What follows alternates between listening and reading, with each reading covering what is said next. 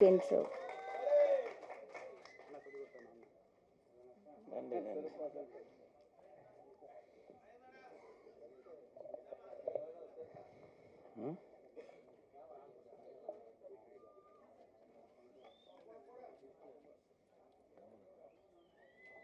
மேடையில் அமர்ந்திருக்கும் அனைவருக்கும் வணக்கம்.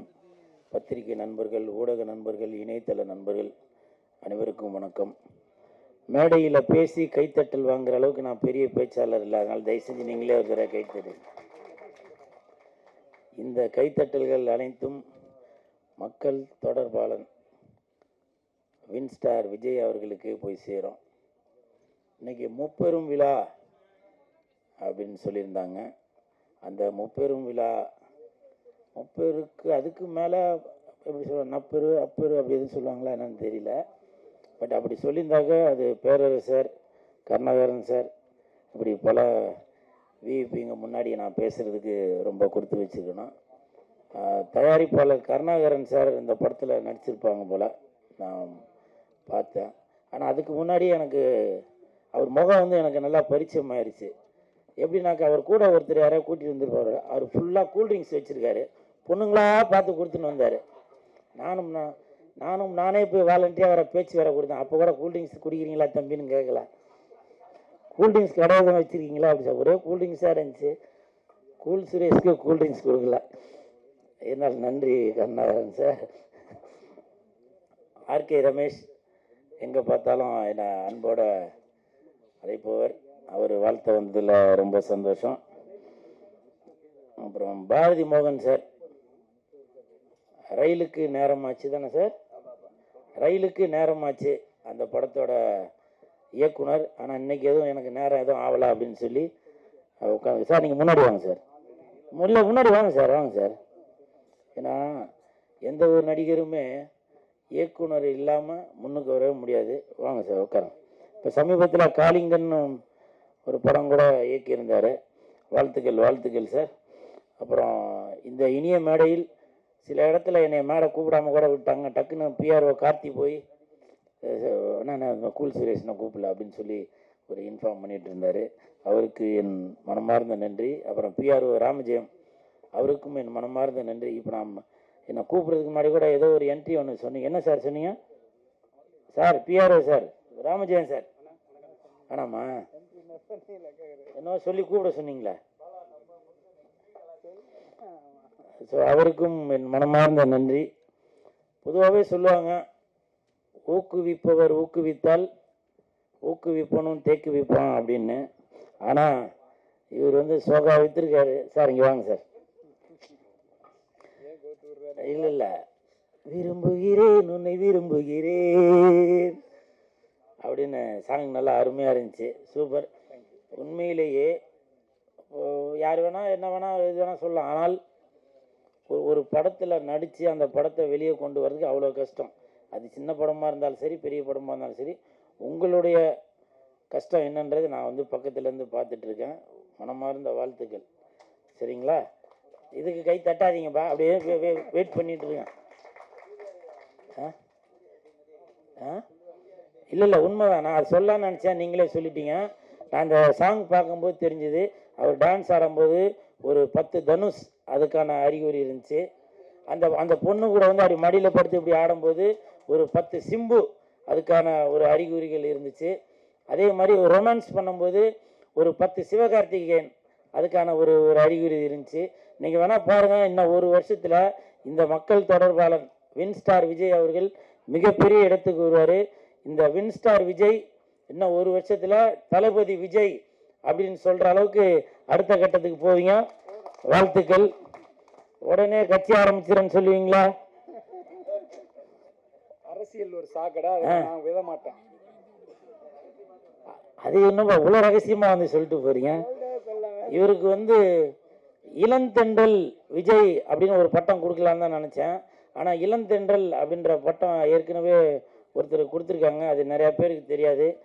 விஜய் சார் ரசிகர்களே நீங்களும் தெரிஞ்சுக்கங்க. இப்போ எல்லோரும் நினச்சிட்ருக்கீங்க இளைய தளபதி அப்படின்னாக்க விஜய் சார் அப்படின்னு. ஆனால் அதுக்கு முன்னாடியே இளம் தென்றல் அப்படின்னு சொல்லி விஜய் சாருக்கு அந்த ஒரு பேர் உண்டு. அந்த படத்தோட பேர் வசந்த வாசல் வசந்தவாசல் படத்தில் இளந்தென்றல் விஜய் அப்படின்னு சொல்லி தான் அந்த பேரே போடுவாங்க. அதுக்கப்புறம் தான் இளைய தளபதி, இப்போ தளபதி அப்படின்னு சொல்லி வந்திருக்காங்க. ஸோ விஜய் சாரோட ரசிகர்கள் தெரியாதவங்க தெரிஞ்சுங்க. ஏன்னா நம்ம விஜய் சாருக்கு இப்போ எல்லோரும் நம்ம சப்போர்ட் பண்ணிட்டு வரோம். பட் விஜய் சாரோட வரலாறையும் எல்லாம் தெரிஞ்சுக்கணும் இல்லையா? ஸோ அந்த ஒரு எண்ணத்தில் தான் சொல்கிறேன் நான். ஸோ இந்த ஹோல் டீமுக்கும் என் மனமார்ந்த வாழ்த்துக்கள்.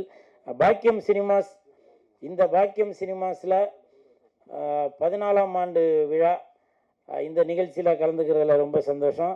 இன்றைக்கி சிறப்பு விருந்தினராக வந்திருக்கும் பேரரசர், அவங்க எவ்வளோ பிஸியாக இருந்தாலும் சரி ஃபஸ்ட்டு சினிமாவுக்கு தான் ஃபஸ்ட்டு ப்ரிஃபரன்ஸ் கொடுப்பாங்க. சார் தட்டுங்க. ஏன்னா உடல் பொருள் ஆவி அனைத்துமே பேரரசு சார் சினிமாவுக்கு தான் ஒப்படைச்சிருக்கிறாரு. ஏன்னா நான் அவர் கூட தொடர்ந்து ஒரு 15 வருடமாக பயணித்து வருவோம், அதனால் எனக்கு தெரியும். இப்போ இங்கே கூட பார்த்தீங்கன்னாக்கா குத்து விளக்கு ஏற்றும் போது அவங்க எல்லாரும் சொல்லிட்டு இருந்தாங்க, சார் மேலே பாருங்கள் சார் அப்படின்னு. சார் இது வரைக்கும் எவ்வளோ குடும்பங்களுக்கு விளக்கேற்றி வச்சுருப்பார், எத்தனை சினிமா நிகழ்ச்சிகளுக்கு விளக்கேற்றி வச்சுருப்பார். அதனால் முதல்ல அந்த விளக்கை பற்ற வச்சுட்டு அதுக்கப்புறம் ஒரு போஸ்ட் கொடுத்தாரு. ஏன்னா இப்போ நீங்கள் சொல்கிற மாதிரி மேலே பாருங்கள், இங்கே விளக்கும் பற்ற வைக்க முடியாது, உங்களுக்கும் போஸ்ட் கொடுக்க முடியாது. ஸோ அப்படி எல்லாமே சகலமும் தெரிந்தவர் தான் பேரரசு சார் அவர்கள்.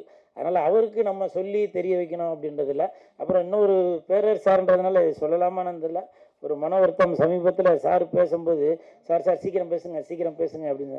அவருக்கு எவ்வளோ வேலைகள் இருக்கும், எல்லா வேலைகளையும் விட்டுட்டு இந்த சினிமாவுக்காக, உங்களுக்காக, மக்களுக்காக, சினிமா தொழிலாளர்களுக்காக, இயக்குநர்களுக்காக, தயாரிப்பாளர்களுக்காக அவ்வளவு வேலைகளையும் விட்டுட்டு இந்த நிகழ்ச்சி நல்லா சீரும் சிறப்புமாக இருக்கணும் அப்படின்னு சொல்லி இந்த இடத்துல நின்று பேசும்போது சில பேர் அந்த மாதிரி ஒரு சீக்கிரம் பேசுங்க அப்படின்னு. உங்களுக்கு அர்ஜென்ட் இருக்குது, இப்போ எல்லாருக்குமே வேலைகள் இருக்க தான் செய்யும். இருந்தாலும் இப்போ எங்களை மாதிரி, ஏன்னா இப்போ நாங்களாம் வரும்போது ஏதோ ஒன்று ப்ரிப்பேர் ஆகி வரமாட்டோம், வந்த இடத்துல தான் சரி என்ன பேசலாம் எது பேசலாம் அப்படின்னு சொல்லி ஒரு இது வருமே.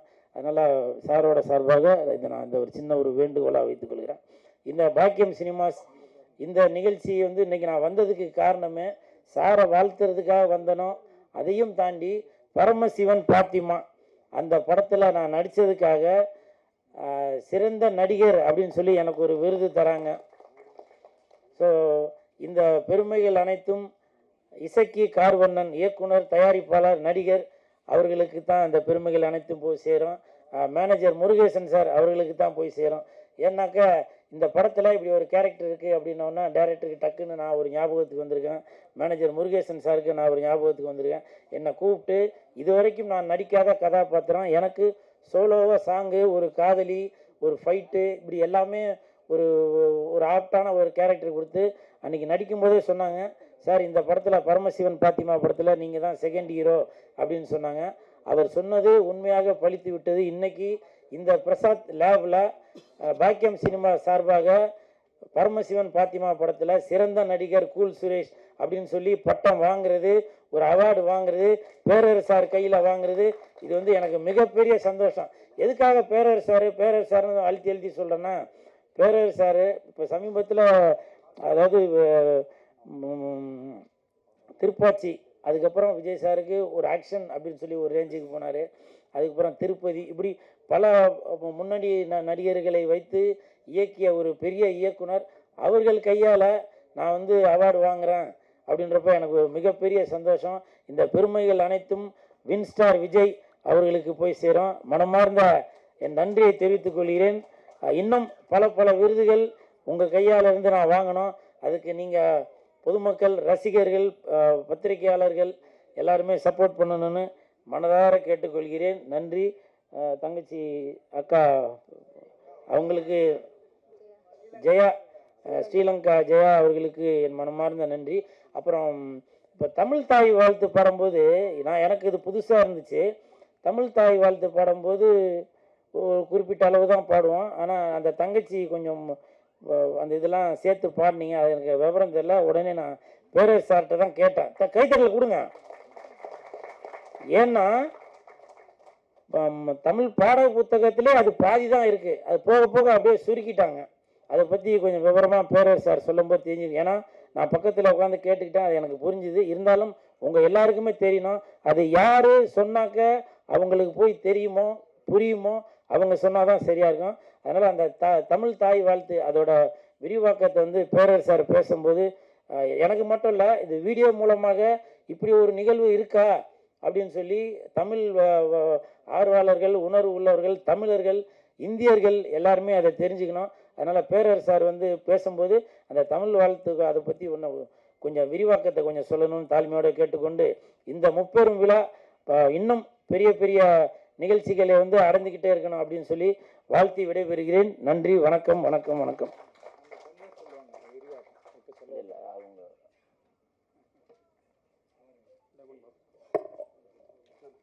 அடுத்ததாக பி